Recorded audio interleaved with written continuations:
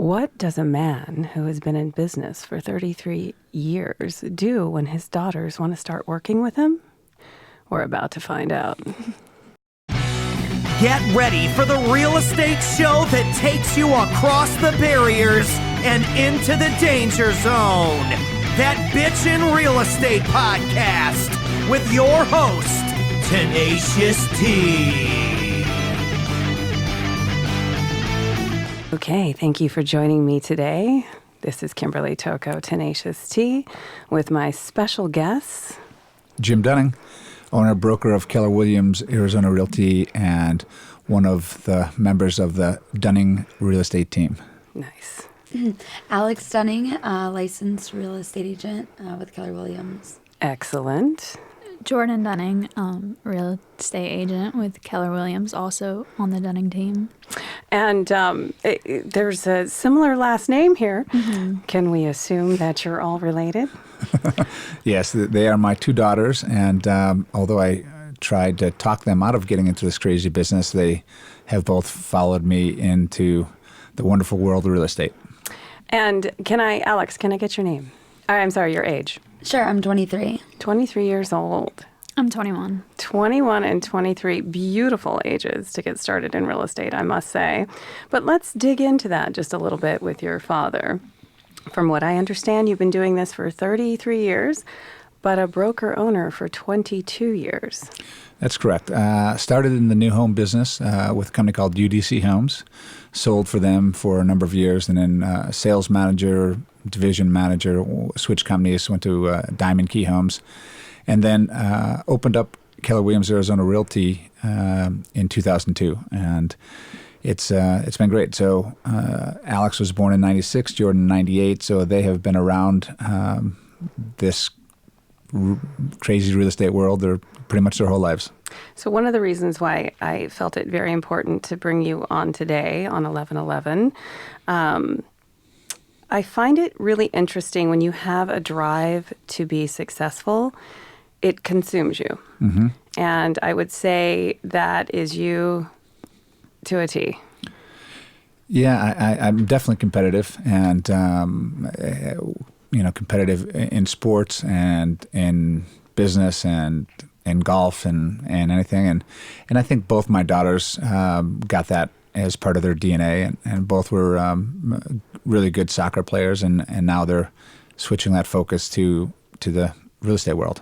Which, again, we instill our dreams into our children and what we would like to see them do success-wise. But I want to take you girls back to when you were younger, and I'll use the perfect example of me being a one-woman show in real estate and podcast. My poor twins, I am the last person they want to spend time with because I'm always consumed with it. And how was that when you guys were younger? Obviously, you're very proud of your father, but when success consumes you, what did you notice when you grew up? Did it drive you to want to be like him? Or were you kind of like my twins were like, I'm going to go play with the fun person today?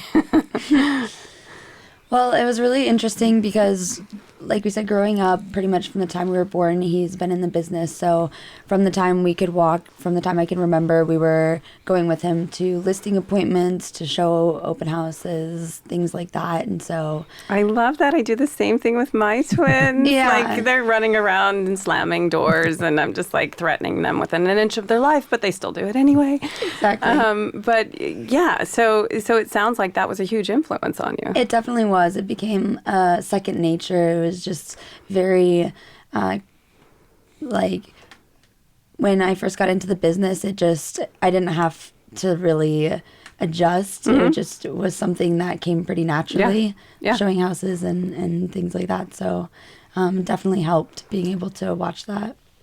And Jordan, for you? I mean, yeah, I definitely agree. I mean, I remember going to show when my dad would go show listings, and I'd be in the back seat of the car, and Yeah.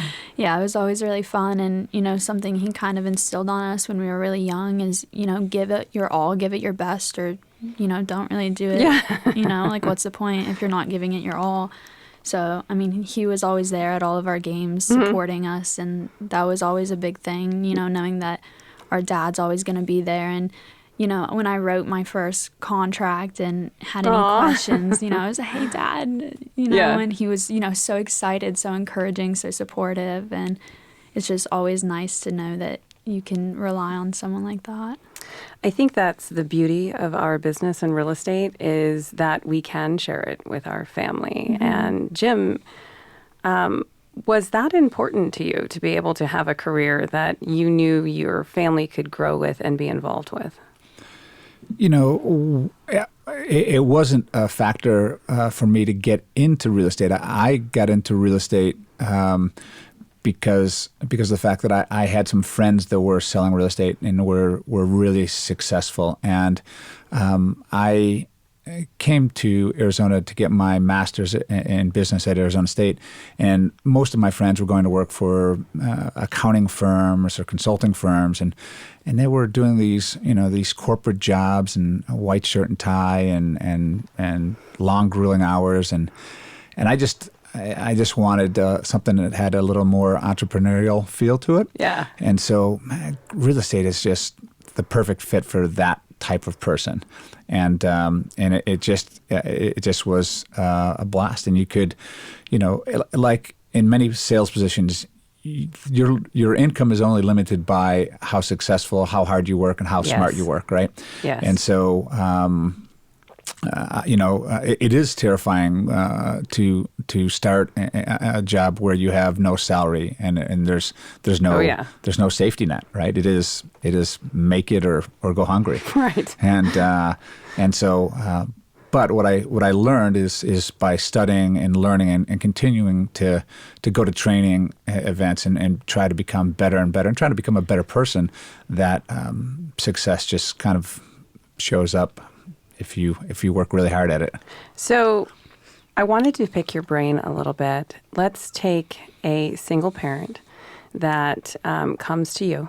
They have a job currently, but they want to do the same thing. They see the success in real estate. They see that they can become an entrepreneur, but they have no money. They have no funds. What do you tell that person? Boy, that's a tricky one. And what I basically would tell them is that you have to find some source, whether it's a home equity loan or something, but you really need to be smart. You really need to have about 6 months in the bank account of living expenses covered before you jump into this business. Especially if it's a single mom, right? So you've got other mouths to feed.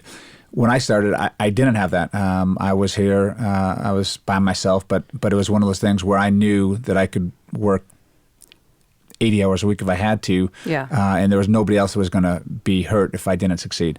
So, but for a single mom, I would say, or anybody, about 6 months is how long it takes to really get the pump primed and the income flowing on a regular basis. We did have somebody recently, Jackie Grant is an agent in our office, and she worked in a dental office for 25 years, and she came to work for us and transitioned out of that and started her real estate business while working that job. So it was a very hectic time for her working two jobs. But after about 6 months, she said, "You know what? I'm good. I've got enough clients. I have enough backlog that I've resigned my job in the dental office after 25 years to go to work in real estate full time." And she's just killing it, and just a great lady in our office. I think that is very wise to advise anyone, don't give up your job yet. Start establishing the groundwork. There's a lot of education in that first few months of becoming a real estate agent, and you really have to absorb that. And you're a great leader in that, or else you wouldn't be a business owner. How many do you have? You have the one Keller Williams franchise? So I actually own two. The one here in Scottsdale, and we have satellite offices in Fountain Hills and Payson and the Air Park, and we have about 300 agents in that brokerage. And then I just this last year we bought the Keller Williams office in Prescott, and so it's a great market. So we've got awesome. We've got about 80 agents up there. So and it's great. And you're right. Thank you very much for the kind words. I think that what Alex and Jordan spoke of earlier is the fact that having been around real estate so much that when they got into it, they knew what open houses looked like. They knew Right. what it was like to work with a buyer and make sure that they're qualified, so you're not taking them out and showing them houses for Right. 2 weeks, and then you find out that they are bankrupt and have no money and can't buy a house. Right. And that does happen. It does. It does happen. It does. No offense against the one. I mean, honestly, I think a lot of clients don't realize that there is an intensive, we're going to call it background check before you can get your loan. And so they start shopping first, and then they try to qualify. But as a seasoned agent and a leader in your group and your brokerage, wise words. It sounds like you take a lot of your agents on, your family on, as that leader and as that coach. Well, I think that Keller Williams really has a fantastic training program. I've got an amazing staff at both my offices, and they are really the people that deserve all the credit, because they are productivity coaches and are managing brokers. Yes. Kate Matson does just an amazing job over there, and just really, really great staff. Susan Grass, who is our agent services person, and has been with me for 10 years. She really sets the tone for the whole office. Even my daughters would. Our staff is amazing. I really deserve very little of their credit. I've just assembled a really, really good team. Well, we're going to give you credit for assembling that team. There's an old saying that you can wear too many hats, and it sounds like over the years your father has been taking off some of those hats and handing them to other people. What roles do you guys see yourselves taking as you advance in your career? Do you see yourselves in that leadership role? Do you see yourselves becoming coaches for the younger generation? Because I'm looking at you guys. You're going to be the leaders of my children. I'd love to hear what you have to say. Alex. Yeah, it's really interesting. I got my license 3 years ago, and since that time I've had a lot of friends, people I've gone to school with, that have wanted to get into the industry, and there's plenty of agents and people to talk to, but they really want to know what that experience is like for someone our age, someone who's just graduated or still in school. And so I think being able to help people out in that sense is really rewarding. And then I've had a couple of friends join Keller Williams, which is really great. So I can definitely see myself getting into one of those roles, productivity coach, team leader, maybe somewhere in the future. Hard to tell now, but I'd definitely love to do something like that. I can see that fire in your eyes, too. It's lovely. Thank you. Jordan. Definitely not at the very top like that at all. I'm definitely more of a follower than a leader. And that's okay. That's absolutely okay. Yeah, I enjoy helping people as much as I can. So kind of like what Alex said, I could definitely see myself as a coach or maybe assistant team leader or something. But I mean, just helping the people that are close to me is important, but definitely would not want to be in a big leadership.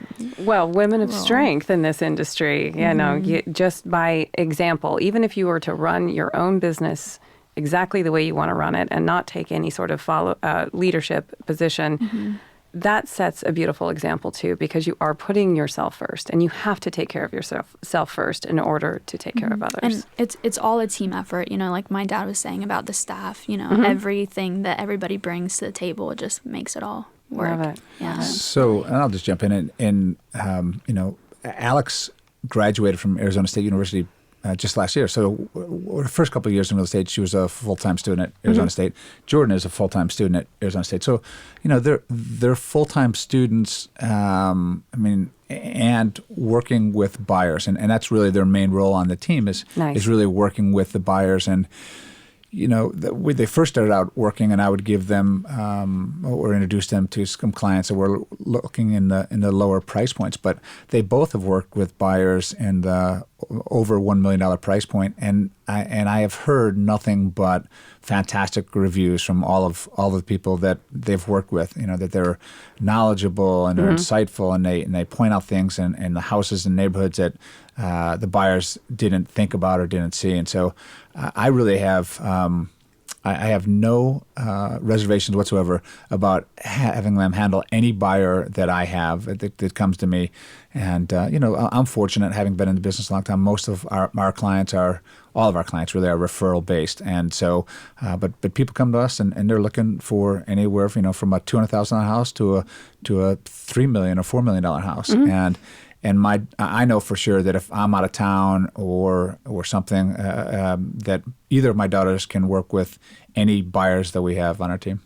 I will tell you, having come from nothing when I first started in the business, not even 2 pennies to rub together, I treated my clients who were buying the $200,000 homes exactly the same way as I was treating the clients with the $2 million home.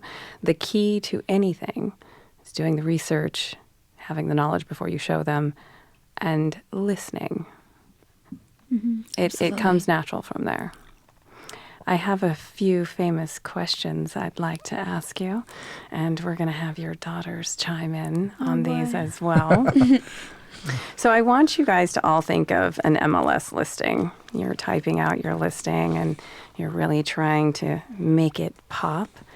Jim, what is your favorite word? Oh boy, that's a good one. Amazing. Stunning. Exquisite. Nice. That was Jordan. Modern. Gorgeous. Yeah. That's a good. Well, we use a lot of them, obviously, and we're fortunate. We've got some really good listings. We just closed one last week. In Choya, that was just an absolutely gorgeous modern farmhouse. Yeah. Were those your keywords? Gorgeous modern. Oh, I like it. That's nice. It's awfully sexy too. Let's go to, what is your least favorite word? What word do you hate when you're reading a listing and you're like, oh my God, did they really use that? Great. Yeah. Amazing's kind of overused a little It bit. is. Amazing is overused. People, I love that word. Amazing. Right.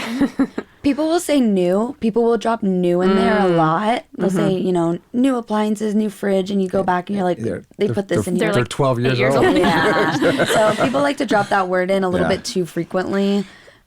That's when we say newer. Newer. Right, Not exactly. new. Spacious sometimes gets overused, right? You're in a 900 square foot condo. There's nothing about it that's spacious. I mean, it's beautiful, and people need those spaces, and it could be the perfect condo for a perfect buyer. But it's not spacious. Right. Well, in New York, that's very spacious. You're right. You're right. However, we are in Arizona. Yes. All right. So I want to take you to a place where you're waking up in the morning, or maybe even you're struggling to get through something. What turns you on? What flicks that switch and makes you say, I'm going to move forward today? What is your turn on? What is that thing you do?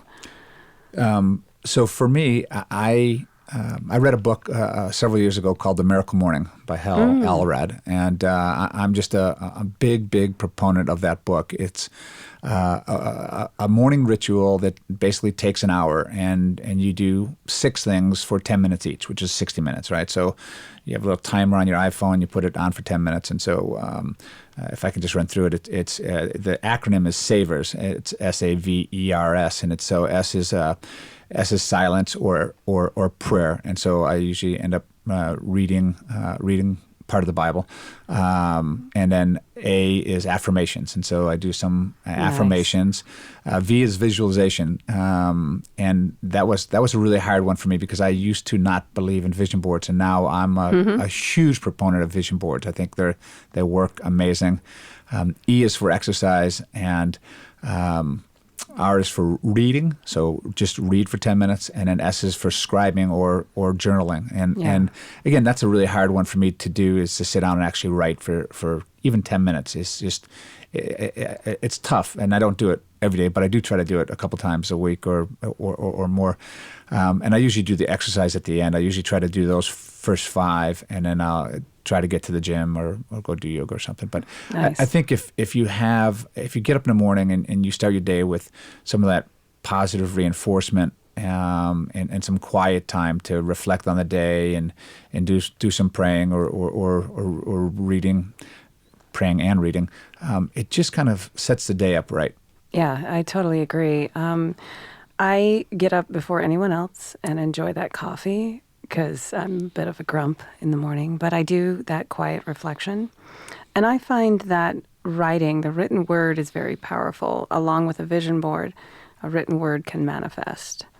Alex, what is your thing? You're frustrated or you're stressed or maybe you get up. What is that thing that just gets it going? That thing, Keller Williams actually talks about it quite a bit, and they call it the big why. Mm-hmm. And it's essentially exactly what you're talking about. It's why you get out of bed in the morning. Mm-hmm. It's what drives you through those hard days, those hard times when you don't feel like giving it 100%. And what is your why? I think the big why is just, for someone our age, is just the idea of the future and just setting yourself up to have an amazing life. And we've seen that and what real estate can do for you and where it can take you and the opportunities that it provides. And so I think really just setting yourself up for a future where anything is possible, you have a lot of opportunity, is really important starting at this age. Absolutely. And being that you graduated college now. Yes. Yeah. You've probably done plenty of reading. Yes. Do you have a favorite book? So I'm actually reading one right now by Jen Sincero. It's the How to Be a Badass and Stop Doubting Your Greatness. Oh, I like it. Or You Are a Badass, nice. How to Stop Doubting Your Greatness. Yeah. Yeah. Mm-hmm. And actually, our stepmom gave it to me as a Christmas present last year, and it sat on my bookshelf for about 6 months. And I was missing that R in my life, and so I was opened a new book that I hadn't read before, and it's been an amazing book. I'm cool. A little bit over halfway through with it, and just each chapter is so condensed and packed with so much amazing information and lessons and guidance. So, Jordan. Basically kind of what Alex said, the idea of the future. When we were younger, we were very fortunate growing up.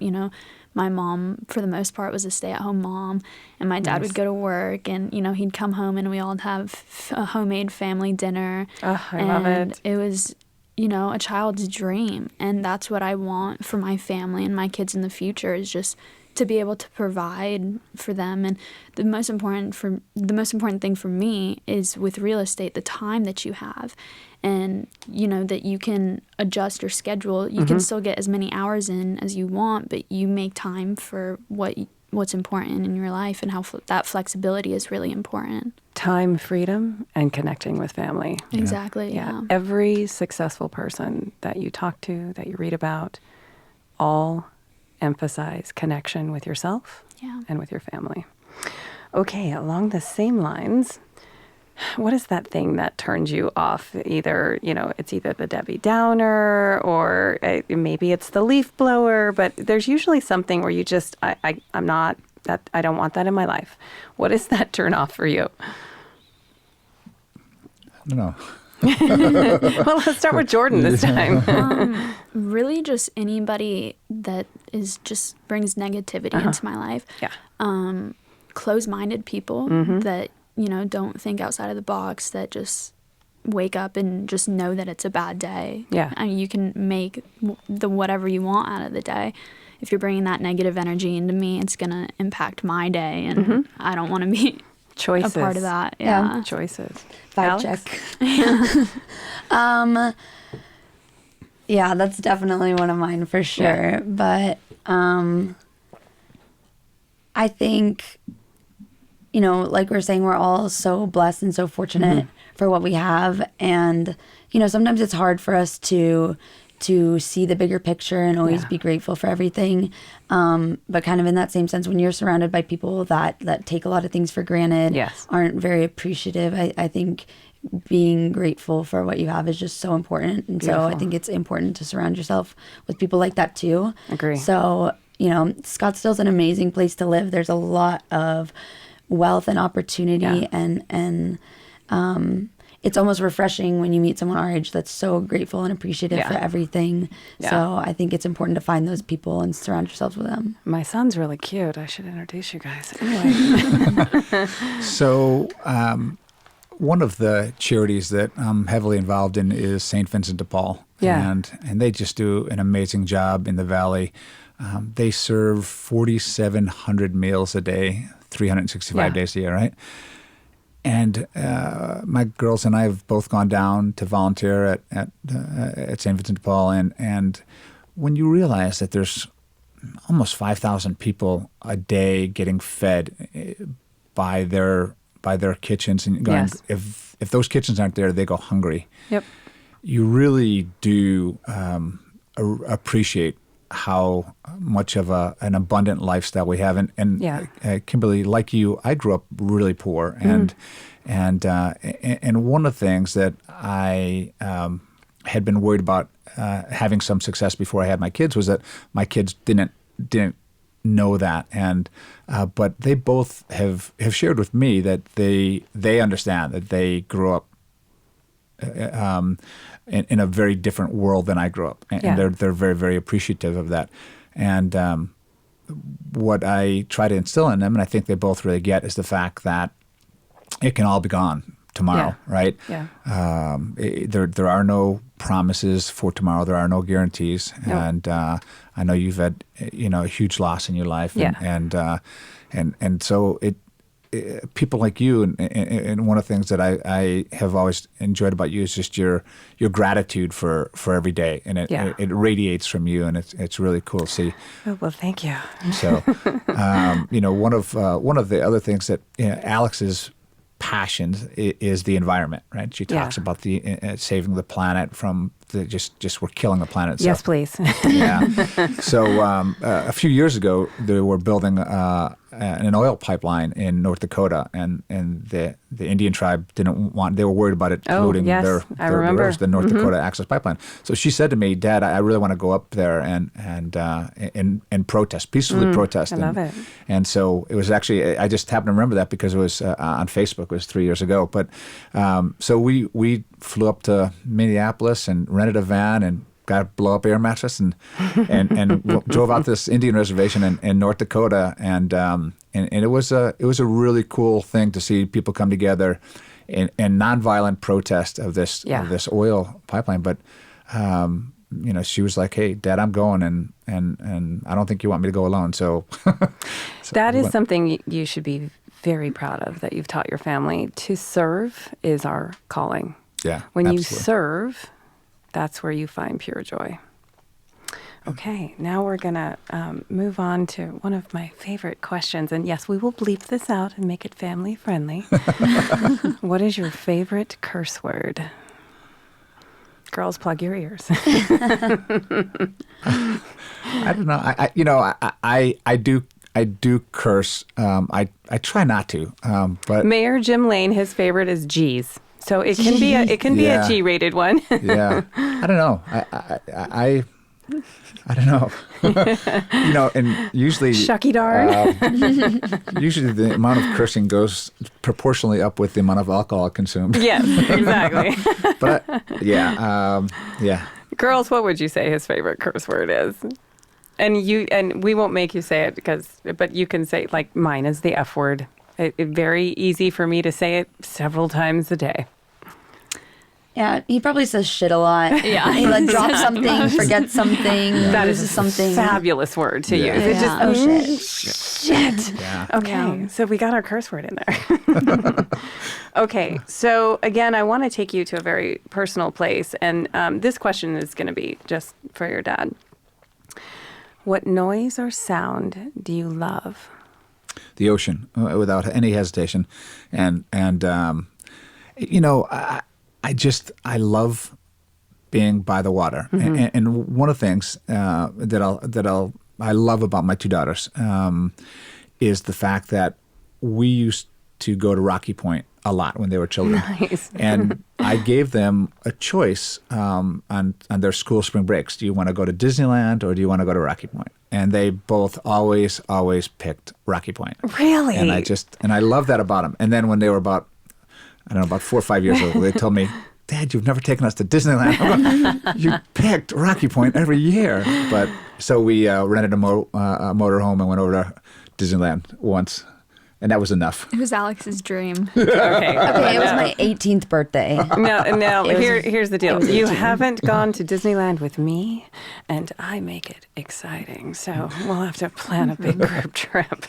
Disneyland is my favorite as well. But yes, the ocean. I love the beach. Yeah, the ocean, and a lot of people don't know this, but it does create a magnetic field, the move and flow that does actually connect with our heart chakras. And that's why we find so much peace with the water.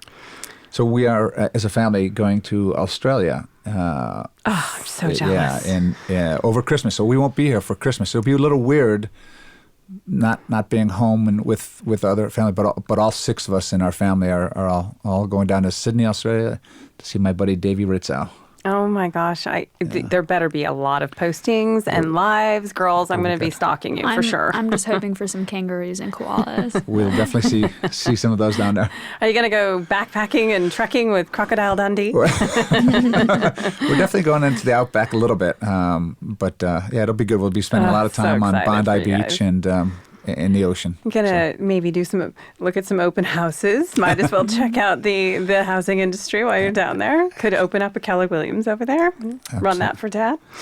Okay. Makes the trip tax deductible. There you go, right? Do a podcast down there. You'll be good. Okay, again, along the same lines, what noise or sound do you hate? Leaf blower comes to lot. Maybe sirens. Yeah. What do you guys think? Anything that really bugs you? Nails on a chalkboard. That's just cringy. I'll tell you mine. Whining. Yeah. Whining is, again, goes along with, you got to be grateful. You got to have gratitude. Whining is one of mine. You can't think of one.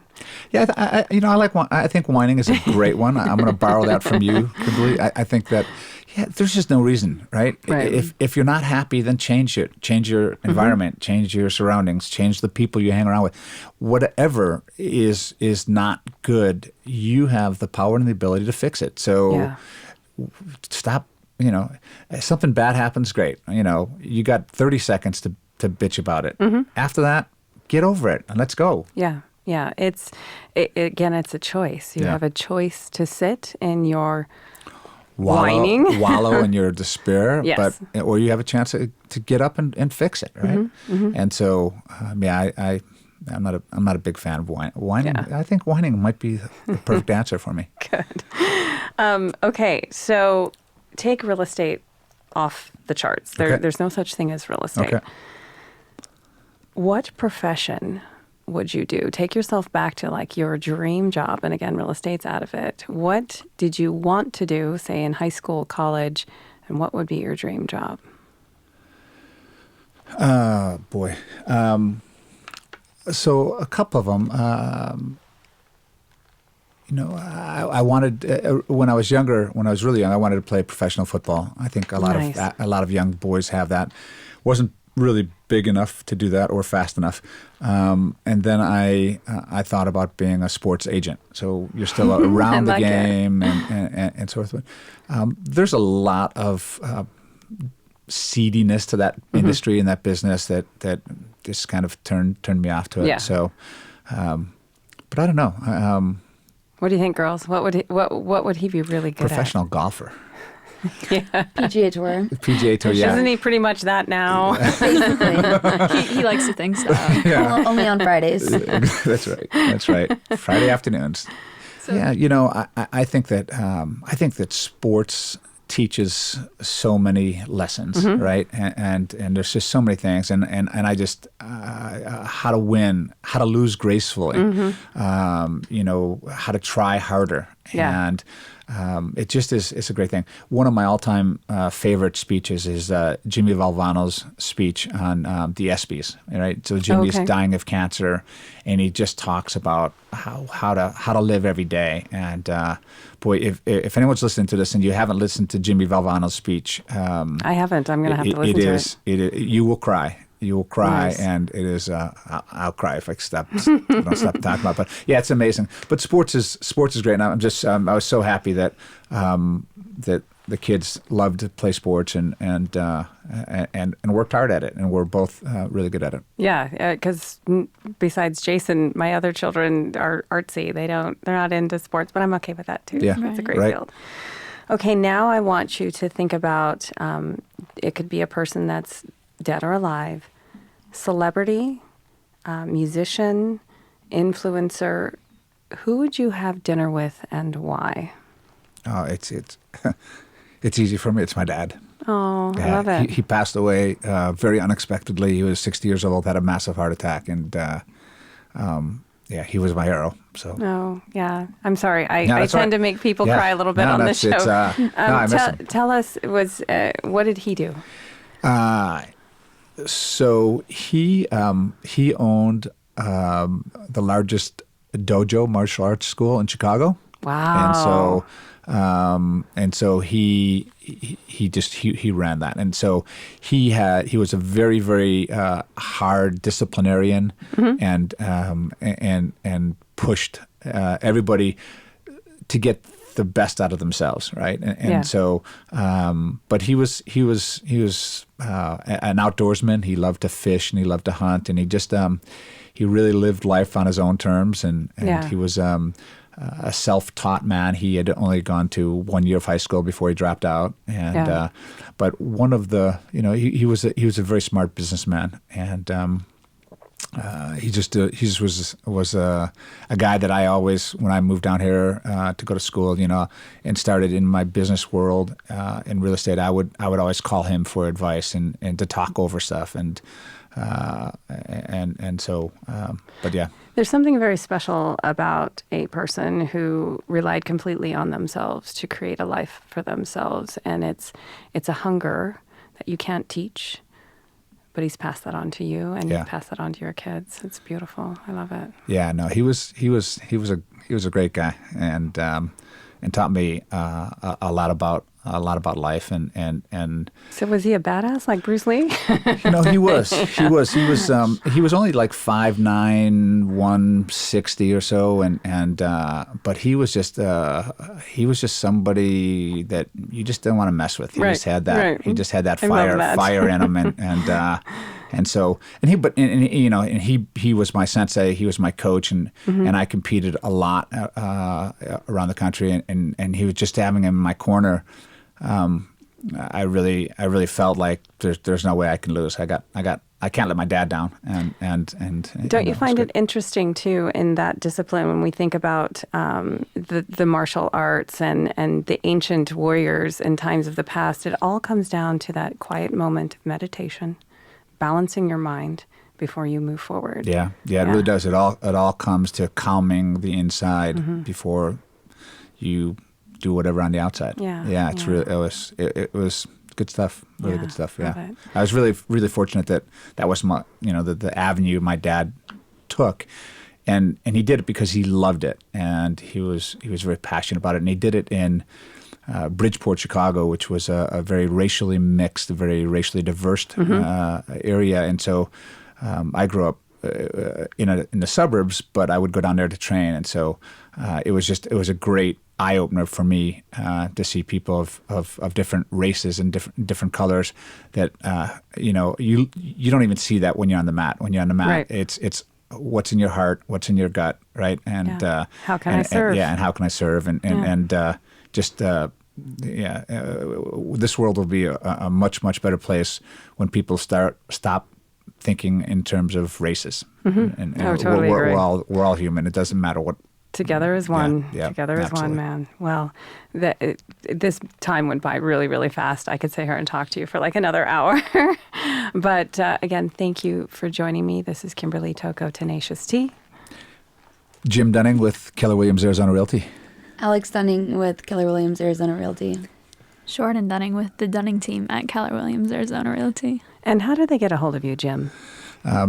You can call 602-561-2245 or email jimd@kw.com. And all three of us would love to help people buy their next house or sell their current house. And you just heard a testament to their heart condition, so obviously you're in good hands. It is not what you go through, it is how you come through it. Out.